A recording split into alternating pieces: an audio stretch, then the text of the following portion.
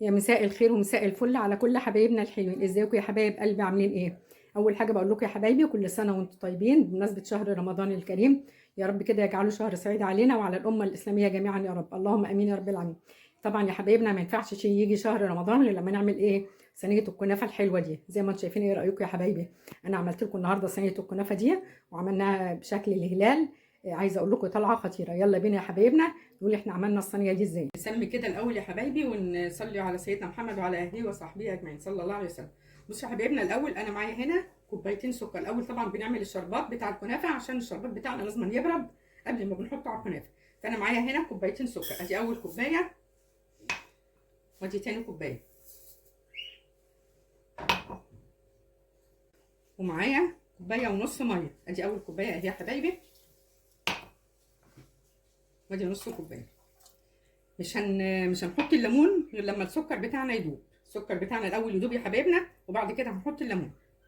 بس كده يا حبايبي، بعد ما السكر بتاعنا داب في قلب اللبانه هنزل بقى بنص بعصره نص ليمونه. بسم الله الرحمن الرحيم.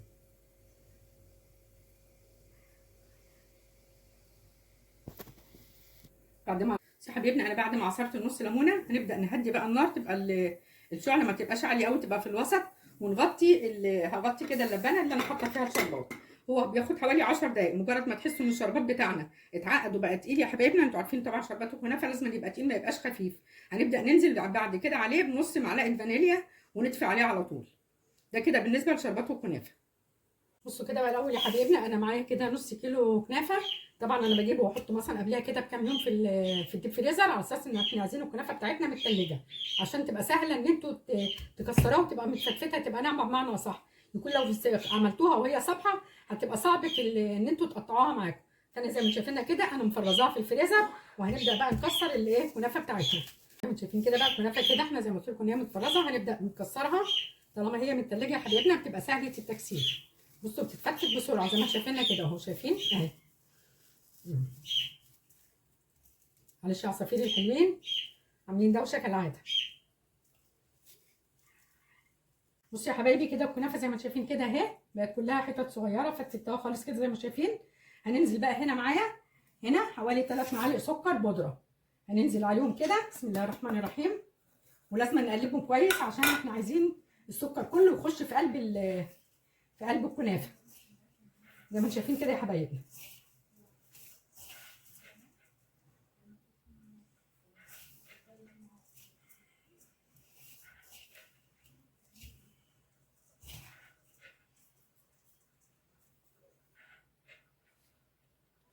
بصوا بقى كده يا حبايبي، انا معايا هنا حوالي 200 جرام سمنه متسيحه. طبعا السمنه بتاعتنا لازم تكون حلوه يا حبايبنا، الكنافه بالذات لازم تكون السمنه بتاعتها كويسه.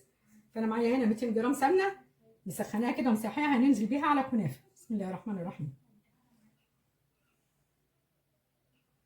وهنبدا ندعك برده زي ما عملنا مع السكر، هنبدا ندعك الكنافه كده مع السمنه. احنا عايزين السمنه كلها تخش في قلب الكنافه، دي اهم حاجه يا حبايبنا برده، في ان هي بتساعد على ان الكنافه بتاعتنا تبقى ناجحه ويبقى كمان طعمها حلو.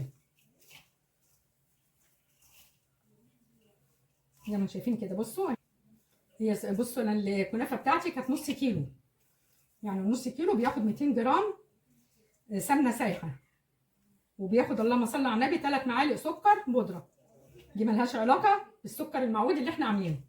زي ما شايفين كده يا حبايبي اهي. هنبدا بقى هنا بسم الله الرحمن الرحيم. انا معايا بقى هنا بصوا يا حبايبي كده معايا الصينيه بتاعتنا اهي، لازم نكون دهنينها سمنه كويس. هبدا بقى كده انزل بالكنافه بتاعتنا هنا في قلب الصينيه. بسم الله الرحمن الرحيم.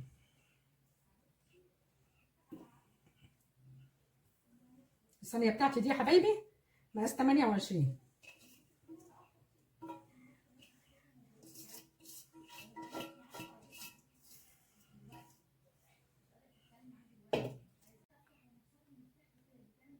يا حبايبي كده بعد ما نزلت الكنافه في قلب الصينيه بتبداوا تسووها كلها سوا واحد، ما تخلوش حته عاليه وحته واطيه، وتضغطوا عليها بايديكم. انا الكنافه بتاعتي دي انا عاملاها ساده من غير مهلبيه، فهنبدا كده نضغط عليها ونسويها كلها تبقى سوا واحد.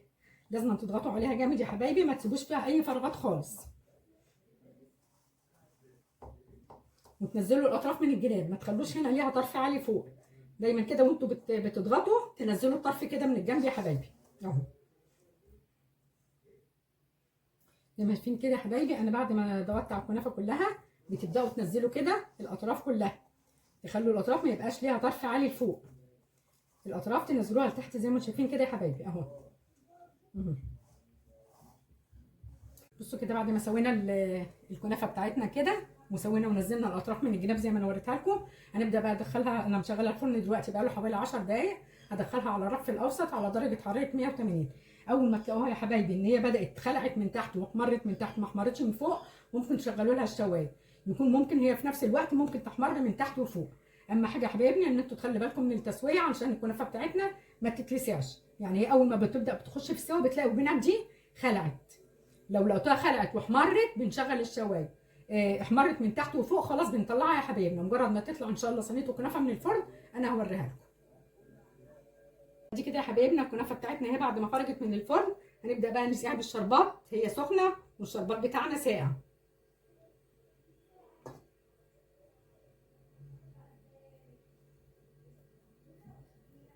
سقيناها بقى كده يا حبايبنا، هنبدا بقى نقلب الكنافه بتاعتنا.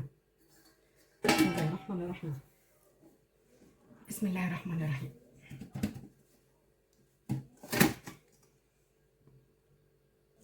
ادي كده يا حبايبنا الكنافه اهي بعد ما قلبناها اهي، بسم الله ما شاء الله طلع زي الفل. لما انزل اول شويه العسل اللي عليها دول، بسم الله الرحمن الرحيم. ادي يا حبايبنا الكنافه بتاعتنا اهي بعد ما سقناها بقى الشربات، هنبدا بقى تزوقوها باي حاجه، اي عندكم مكسرات سوداني فستق اللي عندكم متوفر بيه تزوقوا بيها الصينيه بتاعتكم. هنبدا بقى كده نزوقها يا حبايبنا، بسم الله الرحمن الرحيم.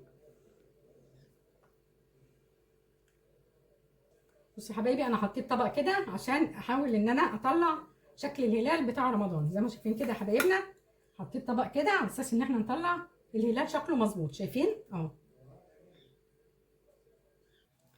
اخر شويه بقى عسل يا حبايبنا كده بتحاولوا تنزلوها على المكسرات بتاعتكم من فوق على اساس ان هي اللهم صل على النبي على المكسرات بتاعتنا ما تفكش، تبقى تثبت المكسرات بتاعتكم على الكنافه زي ما انتم شايفين كده اهو.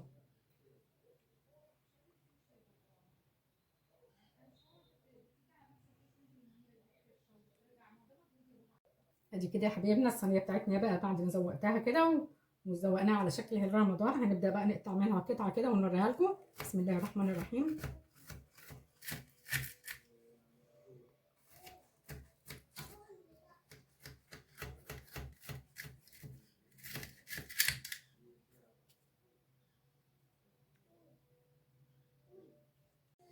بسم الله الرحمن الرحيم.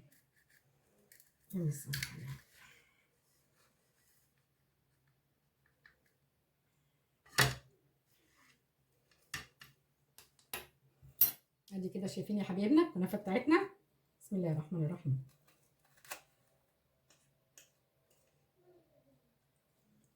عايزه اقول لكم الكنافه بتاعتنا طالعه روعه والله بجد، يعني عايزه بصراحه ما شاء الله. عايزه اقول لكم بقى يا حبايب قلبي لو الفيديو بتاعنا عجبكم ما تنسوناش بقى في الشير واللايك وعلامه الاشتراك. اترككم في رعايه الله والسلام عليكم ورحمه الله وبركاته.